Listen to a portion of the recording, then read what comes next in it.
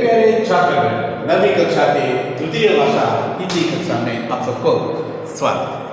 बच्चों, पिछली कक्षा में हम अध्ययन किए थे कि सौर ऊर्जा नामक पाठ।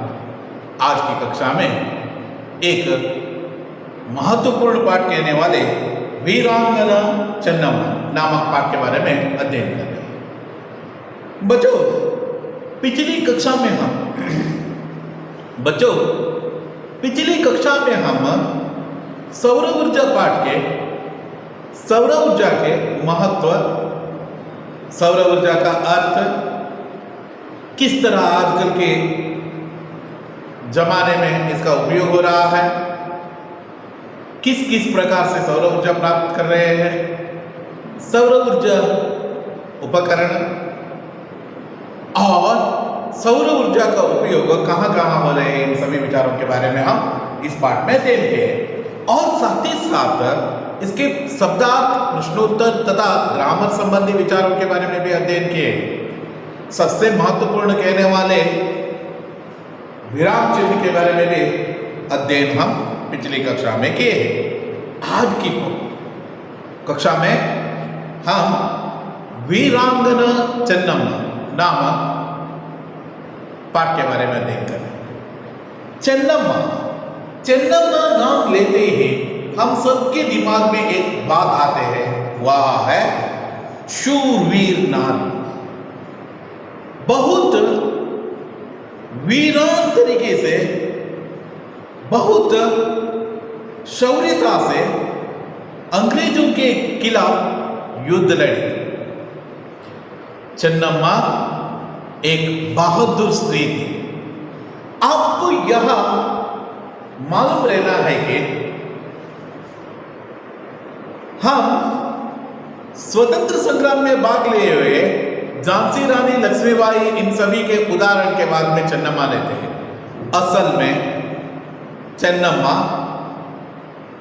झांसी रानी लक्ष्मीबाई के जिन्होंने अंग्रेजों के खिलाफ युद्ध लड़े, उससे पूर्व ही, यानी लगभग 30 साल पूर्व ही अंग्रेजों के खिलाफ युद्ध की और साथ ही साथ उनको नाको चने चबाना में सक्षम भी हुई थी। यह हमारे कर्नाटक की एक महिला है, ऐसा कहना हमारे लिए गर्व की विषय है। यह महिला की साधना अद्वितीय के रूप में लिया जाता है। कर्नाटक ऐसे महान नारियों के बहुत बड़ा जन्म स्थान है। कर्नाटक में रानी चेन्नम्मा, कित्तूर रानी चेन्नम्मा, उल्लालद अब्बक्क, वनके ओबव्वा, ऐसे महान स्त्रीगणों के बारे में स्त्रीगणों ने जन्म लिए। इन स्त्रीगणों के योगदान में सर्वश्रेष्ठ है। एक जमाना था कि लड़कियां घर के कामकाज करने के लिए मात्र सीमित है, वह पुरुषों के काम निभा नहीं पाते हैं, ऐसा नियम था। लेकिन इनमें अपवाद की तरह उभर कर आई रानी चेन्नम्मा। वीरांगना चेन्नम्मा नामक पाठ चेन्नम्मा के जन्म, उनकी शिक्षा, उनकी शादी और उसके बाद में कित्तूर की रानी का जो पदवी किस तरह उनको निभाना पड़ा, इन सभी विचार और अंत में हम इस महान जो स्त्री की मृत्यु कैसे हुई इसके बारे में भी इस पाठ में अध्ययन करें। वीरांगना चेन्नम्मा नामक पाठ एक संकलित पाठ है। इस पाठ के आशय के बारे में हम चर्चा करेंगे। छात्र कर्नाटक की वीर महिला चेन्नम्मा की देशभक्ति का परिचय प्राप्त करते हैं। अंग्रेजों की अनेक कोशिशों के बाद भी कित्तूर को चेन्नम्मा ने बचाया, लेकिन चेन्नम्मा के बंदी बन जाने के कारण कित्तूर अंग्रेजों के वश में गया। चेन्नम्मा जैसे वीर महिला के कारण कर्नाटक गर्व का अनुभव करता है। आपको यहाँ आशय के रूप में है, देखेंगे इसका विस्तृत विवरण। कर्नाटक की वीर महिला चन्नम्मा की देशभक्ति का परिचय इस पाठ के द्वारा प्राप्त करते हैं। बच्चे क्या जानते हैं यहाँ देखना है तो चन्नम्मा जैसे वीर महिला की अप्रतिम देशभक्ति यहाँ हमें परिचय कराते हैं। अंग्रेजों की अनेक कोशिशों के बाद भी कित्तूर को चन्नम्मा ने बचाया था। अंग्रेज पूरे भारत में जिस तरह उन्होंने एक एक शहर कब्जा करते आए और अपना वश करते आए, इस बीच में किस तरह उनको कित्तूर में रानी चन्नम्मा के सवाल को सामना करना पड़ा और अंग्रेजों को पहली बार इन्होंने हराया था भी। अंग्रेज के महान अधिकारी और दुष्ट जो व्यक्ति कहते हैं त्याकरे जी का भी अंत इनके जो सरदारों के द्वारा किए गए। अंग्रेजों के अनेक कोशिशों के बाद भी कित्तूर को चन्नम्मा ने बचाया। बहुत कोशिश की उन्होंने, बहुत कोशिश की। इतनी कोशिश करने के बाद में भी चन्नम्मा कित्तूर को बचाने में सक्षम हुए, लेकिन चन्नम्मा को बंदी बना जाने के कारण कित्तूर अंग्रेजों के वश में गया। जैसे ही इनको बंदी बना लिया गया, उस वक्त कित्तूर, महान राज्य कित्तूर किसके जो वश में हो गए? अंग्रेजों के वश में हो गए। चन्नम्मा जैसे वीर महिला के कारण कर्नाटक गर्व का अनुभव करता है। चन्नम्मा का नाम ही काफी है, एक गर्वता से हमें प्राउड फीलिंग जो महसूस होने में यह ही काफी है, ऐसा हम अनुभव किया जा सकता है।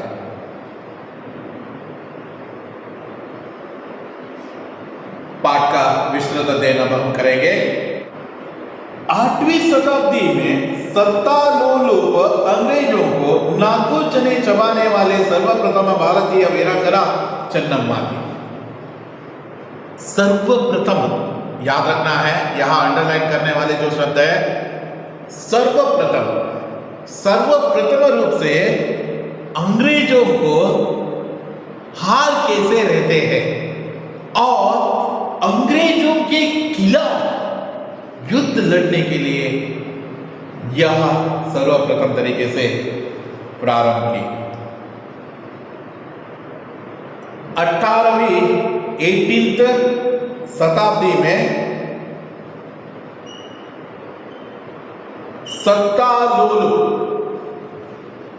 सत्तालोलुप, इसका मतलब है सत्ता मतलब अधिकार, लोलुप मतलब लालची कहते हैं। सत्तालोलुप मतलब अधिकाराकांक्षी, अधिकार के लालच रहने वाले, अधिकार के जो महाभिलाष रखने वाले सत्तालोलुप अंग्रेजों को नाको चने चबाने वाले, बहुत बुरी तरह से बहुत हैरान करना। नाको चने चबाना मतलब बहुत हैरान करना, बहुत तंग किए हुए, नाको चने चबाने वाले सर्वप्रथम भारतीय वीरांगना ಚಳ್ಳೆ ಹಣ್ಣು ತಿರಿಸುವುದಂತ ಹೇಳ್ತಾರೆ ಇನ್ ಕನ್ನಡ. ಚಳ್ಳೆ ಹಣ್ಣು ತಿರಿಸಿದಂತ महान जो सर्वप्रथम भारतीय वीरांगना चन्नम्मा थी। चन्नम्मा रानी चन्नम्मा थी। चन्नम्मा का जन्म काकतीय वंश में 1778 में हुआ था। उनके पिता का नाम दूलप्प देसाई और माता का नाम पद्मावती था। एक तो इकलौते और फिर रूपवती और स्वस्थ। चन्नम्मा शब्द का अर्थ है सुंदर महिला।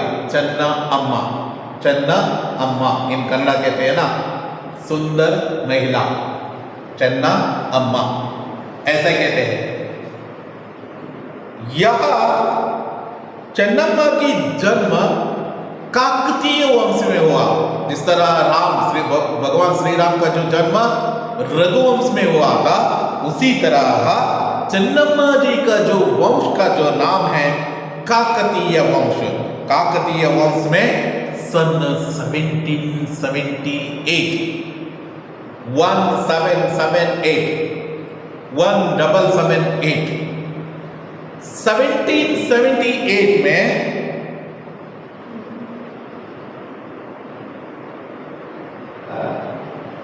में हुआ था। आपको यह याद रहना है, 1778 में इनका जन्म हुआ। इनके पिता का नाम है 1778 ಇವರ जन्माकर। इनके पिता का नाम है दुलप्पा देसाई। दुलप्पा देसाई, पिता का नाम क्या है? दुलप्पा देसाई, दुलप्पा देसाई। और माता का नाम है पद्मावती, पद्मावती। माता का नाम पद्मावती है। एक तो इकलौती, फिर रूपवती और स्वस्थ थी।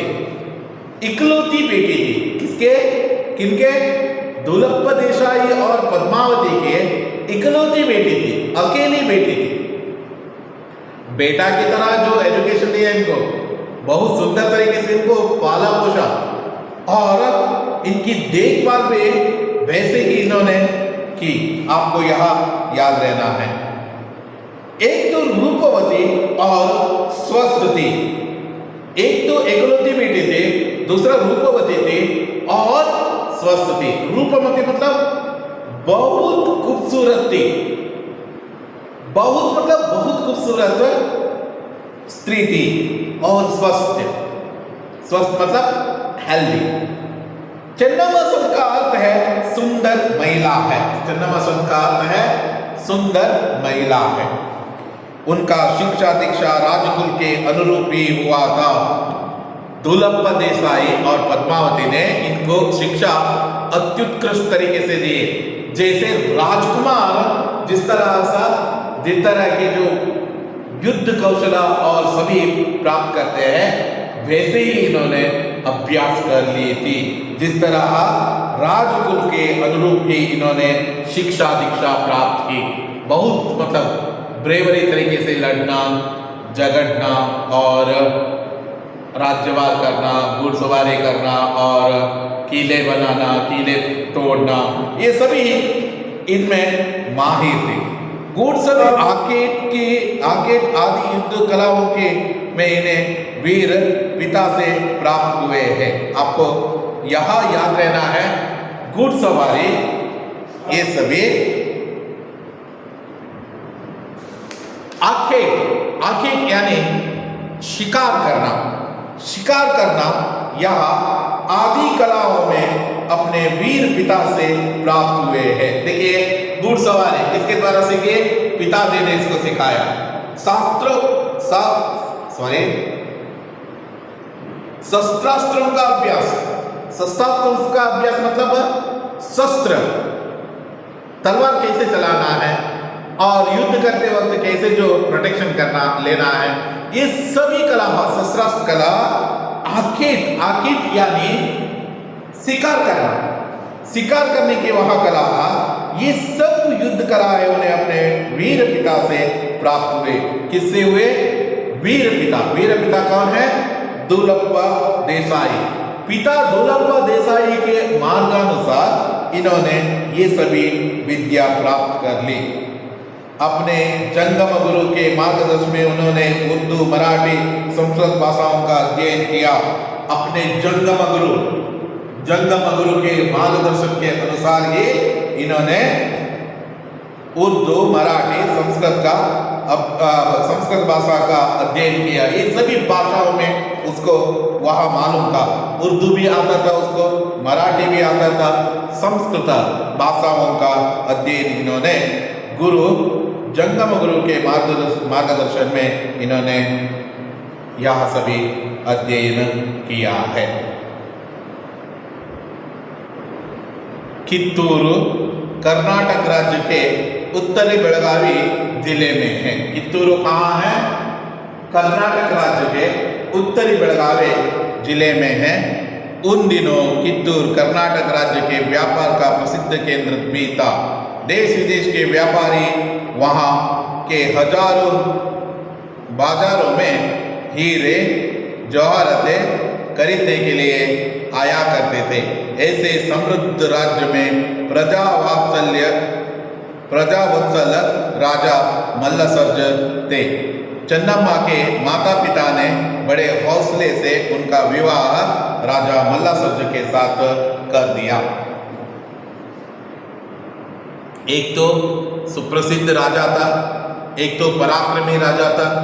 जिस तरह का गुण का जो वर इन्होंने खोज रहे थे, वैसे ही वर उन्हें मिला है, मल्लसर्ज के रूप में है। कित्तूरू कर्नाटक राज्य के उत्तरी बेळगावी जिला में है। बेळगावी जिले के उत्तरी भाग में यह तो उपस्थित है यहाँ कित्तूरू। उन दिनों कित्तूरू कर्नाटक राज्य के व्यापार का प्रसिद्ध केंद्र भी था। आपको यहाँ मालूम रहना है, व्यापार केंद्र के होने के नाते यहाँ बहुत सारे जो व्यापार वहिवाट मतलब व्यापार ये सभी काम व्यापार का काम था बहुत जोरदार तरीके से होता था और प्रसिद्ध केंद्र भी था। यहाँ व्यापार का एक प्रसिद्ध केंद्र भी था। देश विदेश के व्यापारी यहाँ बाजारों में हीरे जवाहरात के खरीदने के लिए आया करते थे। बहुत दूर दूर से देश से विदेश से व्यापारी लोग यहाँ के बाजारों में आते थे। क्या खरीदने के लिए? हीरे जवाहरातें खरीदने के लिए यहाँ आया करते थे। ऐसे समृद्ध राज्य के प्रजावत्सल राजा मल्लसर्ज थे। आपको यहाँ याद रहना है, प्रजावत्सल मतलब प्रजा के दिल जीता हुआ एक प्रजा का वत्सल है, मतलब प्रजाओं की रक्षा करने वाला है, वैसा राज्य मल्लसर्ज थे।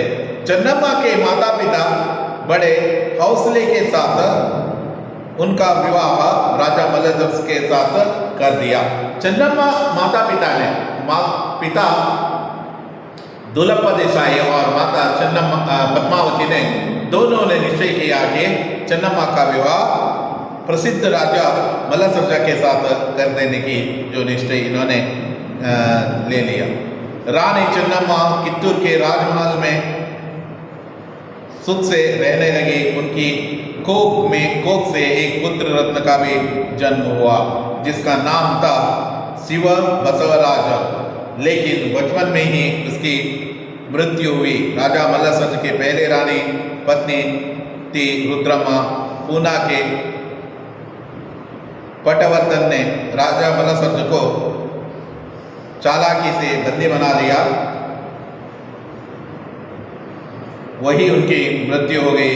मल्लसर्ज की मृत्यु के बाद चन्नम्मा ने रुद्रम्मा के पुत्र शिवलिंग रुद्रसर्ज की गद्दी पर बिठा दिया। शिवलिंग रुद्रसर्ज चन्नम्मा के सलाह को हवा में उड़ाकर चाटुकारों से गहरी मित्रता कर ली, जिससे कित्तूर का पतन शुरू हुआ। आपको यहाँ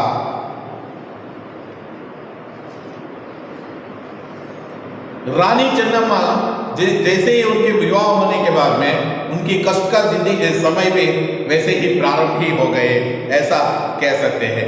रानी चन्नम्मा कित्तूर के राजमहल में सुख से रहने लगी। बहुत सुंदर जो आनंदमय जिंदगी वहाँ मल्लसर्ज के साथ निभा रहे थे। उनकी कोख से एक पुत्र रत्न का जन्म भी हुआ। उनकी जो गर्भ से एक पुत्र का भी जन्म हुआ और यहाँ जो उसका नाम रखा गया शिव बसवराज नाम उसका नामकरण किया गया। लेकिन बचपन में ही उनकी मृत्यु हो गई। यहाँ एक दर्द देने वाले विषय बन गया। मल्लसर्ज के लिए यहाँ एक दुखद विषय बन गया।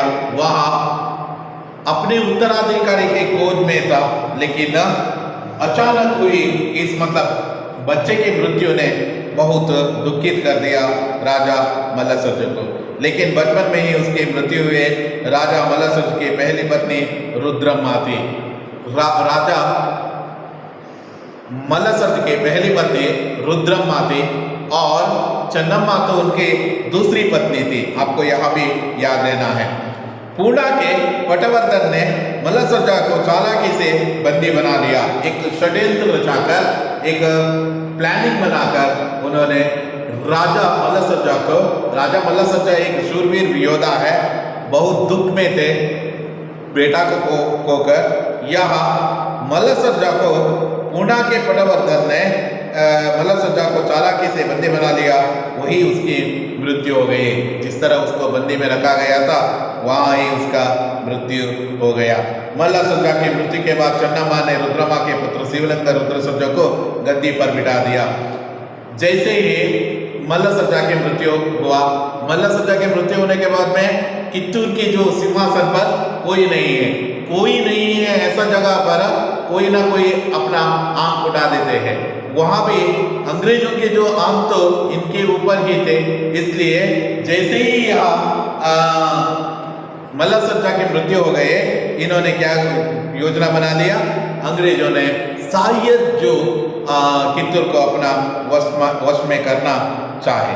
मल्लसर्जा की मृत्यु के बाद चन्नम्मा ने रुद्रमा के पुत्र शिवलिंग रुद्रसर्जा, आपको यहाँ याद रहना है, पहले पत्नी रुद्रमा, रुद्रमा के जो एक पुत्र था बहुत दुष्ट था, बहुत दुष्ट, वह शिवलिंग रुद्रसर्जा को गद्दी पर बिठा दिया। चन्नम्मा ने कोई नहीं है इसलिए इसको गद्दी पर बिठा दिया, राजा बना दिया। शिवलिंग रुद्रसर्जा ने चन्नम्मा की सलाह को हवा में उड़ाकर, चन्नम्मा ने ही उसको गद्दी पर बिठा दी थी, लेकिन इन्होंने ही यह जो चन्नम्मा सलाह देती थी ना, उसको ही हवा में उड़ा दिया। इट मीन्स सलाह को हवा में उड़ाना मतलब त्याग रूप से देखना, कहने पर भी वही करना, नहीं करना है ऐसे कहने पर भी वही करके दिखाना। शिवलिंग रुद्रसर्जा ने गद्दी पर बिठा दिया। शिवलिंग रुद्रसर्जा ने चन्नम्मा की सलाह को हवा में उड़ाकर चाटुकारों की गहरी मित्रता कर ली। चाटुकारों मतलब आपको यह याद रहना है, झूठी प्रशंसा करने वाले, झूठी प्रशंसा करने वालों की गहरी मित्रता इन्होंने कर लिया, जिससे यहाँ बहुत दुष्ट लोगों के जो सहवास से कित्तूर की पतन का प्रारंभ होने लगा। यहाँ कित्तूर की पतन का जो प्रारंभ होते वक्त चन्नम्मा ने चुप नहीं बैठी। वैसे क्या हुआ देखेंगे। राजा शिवलिंग रुद्रसर्जा की मृत्यु 11 सितंबर 1824 को हुई। इस अंग्रेजों ने कित्तूर राज्य को हड़पने का बड़ा अच्छा अवसर समझा, क्योंकि क्या है, चन्नम्मा के पुत्र नहीं है, मृत्यु हो गए शिव बसवराज का, और पहले पत्नी रुद्रम्मा के पुत्र का भी वह चन्नम्मा को सलाह को हवा में उड़ाने के कारण से उसका भी मृत्यु हो गया, और वह जैसे ही यह अनाथ हो गए, यानी इसके लिए कोई वारसदार नहीं है और नहीं तो राजा नहीं है। ऐसा समय में अंग्रेजों ने कित्तूर पर आक्रमण बोलने का वैसे योजना बनाए। अंग्रेजों ने कित्तूर राज्य को हड़पने का मतलब अपना वश में करने का अच्छा अवसर समझा। राजा निसंतान मरा था। आपको यहाँ भी याद रहना है, राजा के पास अभी कोई बच्चा नहीं है।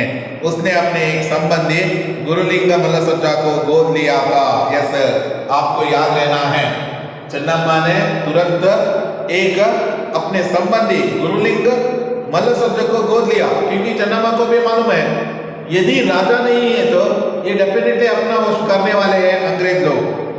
गोद में ले लिया, लेकिन अंग्रेज गोद लिए हुए को उत्तराधिकारी नहीं मानते थे।